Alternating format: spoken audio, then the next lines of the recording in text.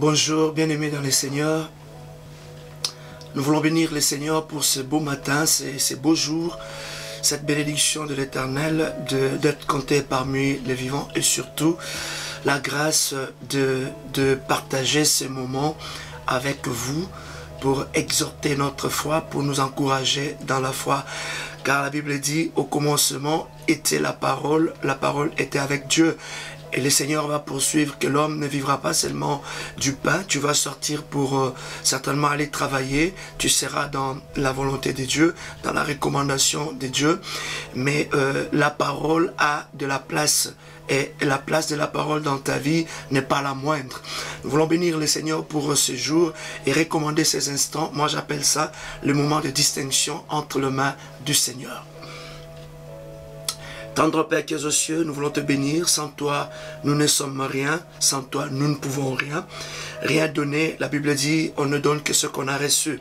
Voilà pourquoi nous qui sommes instruments, éternel Dieu de gloire, et ton peuple qui va se disposer pour écouter cette parole, nous voulons tous nous recommander entre tes saintes mains pour que toi, tu puisses nous conduire et que nous puissions recevoir ta parole et que celle-ci trouve sa place dans nos cœurs et qu'elle croisse et qu'elle nous fasse croître aussi dans la foi, dans le nom puissant glorieux de Jésus. Nous avons ainsi prié. Amen. Alors bien aimés dans les Seigneurs, l'exhortation de ce matin, nous allons la tirer dans le livre de Genèse au chapitre 3 et du verset, on va l'introduire au verset 20 jusqu'au verset 21. Après, nous allons lire le chapitre 4. La Bible dit ceci: Adam donna à sa femme le nom d'Ève, car elle a été la mère de tous les vivants. L'Éternel Dieu fit à Adam et à sa femme des habits de peau et il les en a revêtis. L'histoire de l'humanité va commencer. Il est très important que nous qui sommes croyants, nous qui avons donné notre vie au Seigneur Jésus, lui qui est venu à notre rencontre, nous devons comprendre l'importance de connaître, de demander au Saint-Esprit de nous apporter la lumière sur nos origines, notre origine, la révélation, que nous puissions comprendre comment les choses ont fonctionné dès le départ. Alors là, nous sommes à la deuxième phase. L'Éternel va créer Adam et Ève, et après la désobéissance, après que l'homme fut chassé du jardin, de ces lieux de délices, ces lieux de bonheur que l'Éternel a mis à sa disposition pour qu'il puisse vivre bien dans l'autorité divine. Et l'homme va être mis hors du jardin. Et c'est important que nous puissions savoir quels sont les éléments clés qui ont été au départ. Alors, la Bible dit, quand l'homme fut chassé avec sa femme du jardin, la première des choses, et cette chose est très importante dans la relation de l'homme avec Dieu. La Bible dit, Dieu va faire un don. Il va offrir à l'homme. Le premier acte que Dieu a posé quand l'homme fut chassé du jardin, la Bible dit, Dieu fit à Adam et à sa femme des habits de peau. Dieu va constater que la créature est nue. Et Dieu va faire le premier geste. Il va confectionner, il va monter, il va faire des habits de peau résistants parce que l'homme, de par lui-même, a cherché à se couvrir par de feuillage. Mais ce n'était pas consistant. Les feuilles peuvent changer du jour au lendemain. Ça peut partir d'une couleur à une autre. Ça peut partir d'une solidité à une légèreté. Et Dieu, malgré la désobéissance, au fond de lui, c'est Dieu d'amour, va donner à l'homme. Dans la désobéissance, mais l'amour de Dieu va se manifester. Il va confectionner des habits de peau. Il va couvrir l'homme. Il a offert. Et ça nous introduit au chapitre 4. Et là, nous allons voir, maintenant la vie commence. Adam va connaître sa femme Ève et ils vont commencer à avoir la descendance. Ils vont avoir les enfants, notamment Caïn et Abel. Alors la Bible dit, Caïn connut Ève, sa femme, elle conçut et enfanta Caïn. Et elle dit, j'ai acquis un homme de par l'Éternel.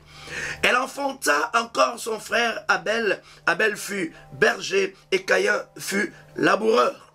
Au bout de quelques temps, Caïn fit à l'Éternel une offrande des fruits de la terre. Et Abel, de son côté, en fit une des premiers-nés de son troupeau et de leur graisse. L'Éternel portant un regard favorable sur Abel et sur son offrande. Mais il ne porta pas un regard favorable sur Caïn et sur son offrande. Caïn fut très irrité et son visage fut abattu. Alors bien aimés dans le Seigneur, là est la clé de notre exhortation de ce matin, l'exhortation de ces jours.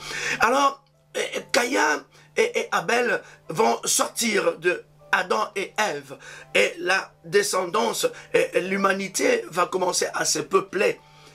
Alors Caïn travaillait, Dieu lui a donné la grâce d'être laboureur. Et Abel de son côté était éleveur, il avait le troupeau. Et à un certain moment, ce sont des moments clés, Caïn va tirer le fruit de son travail. Il va tirer le fruit de la terre. Et la Bible dit, il va faire une offrande à Dieu. Après, nous avons appris qu'il semblerait, il paraîtrait que Caïn a offert des fruits qui n'étaient pas bons, qui n'étaient pas dignes. Mais la Bible ne fait pas mention à cela. Parce que si nous allons sur cette manière de réfléchir, nous risquons de ne pas comprendre. Et moi, je pense que Caïn avait offert à Dieu, la Bible dit, une offrande de fruits de la terre. C'était la première récolte. Donc, il a offert à Dieu avec amour. Abel aussi de son côté a donné l'offrande de première-né de son troupeau. Donc, les deux avaient offert à Dieu. Maintenant, Dieu, l'Éternel, n'a posé que le regard sur l'offrande d'Abel. Dieu est souverain. Dieu est souverain. Dans sa souveraineté, Dieu a préféré diriger son regard favorable sur l'offrande d'Abel et non de Caïn. Le problème, c'est que Caïn devrait accepter le fonctionnement de Dieu. Caïn devait bénir le Seigneur d'avoir jeté un regard favorable sur l'offrande de son frère, parce que quelque part, Abel était son frère. Si le Seigneur bénit Abel, je pense que Caïn devait aussi être béni d'une manière ou d'une autre. Mais Caïn a développé une émotion, il a développé une colère au fond de lui qui n'était pas une colère positive. Et il a commencé à s'irriter. Bien aimé, combien d'enfants de Dieu aujourd'hui, au lieu de bénir le Seigneur, quand Dieu vient visiter l'autre, quand l'Éternel bénit l'autre, mais ça devient un sujet de convoitise. Pourquoi lui? Pourquoi moi? Pourquoi travaille-t-il? Pourquoi pas moi? Pourquoi il est appelé au ministère? Pourquoi moi? Pourquoi pas moi? Et au lieu de bénir, nous formons un corps, dit la Bible. Si un membre est dans la joie, c'est tout le corps qui se réjouit. Je suis sûr, si Caïn avait pris les choses du bon côté, l'Éternel est juste.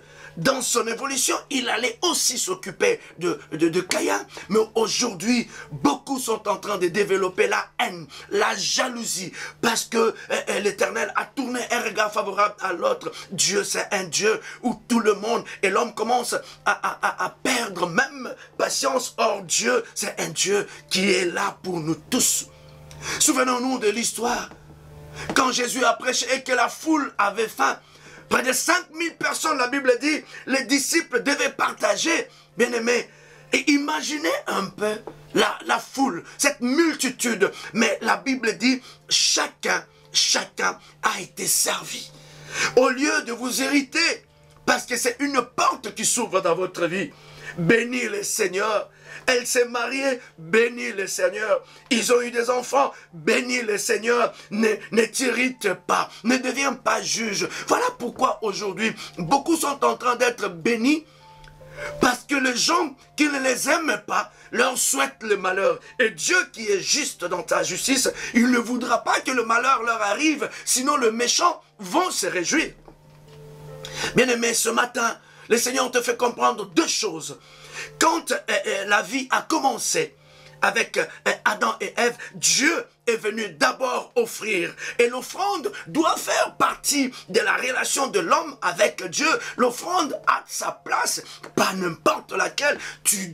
Nous devons le comprendre. Ce sont des choses que Dieu a mises en l'homme. Qui a enseigné à Caïn d'offrir? Qui a enseigné à Abel d'offrir? Nous comprenons que dans la révélation, ce sont des choses qui marchent avec l'homme. Dans sa relation avec Dieu, l'offrande a une place importante. Et quand Abel et Caïn ont commencé la vie, ils sont venus.